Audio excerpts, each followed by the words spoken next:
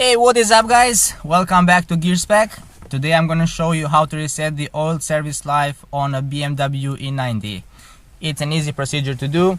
All you need to play with is the left side knob here on the cluster and the BC buttons and the scrolling up and down.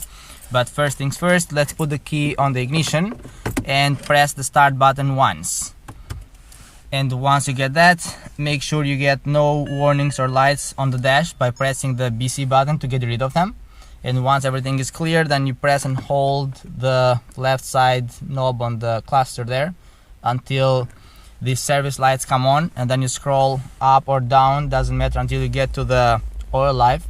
And there are two ways here now. You either press the BC button and you hold it, or you press it once until it shows the reset and then you hold it.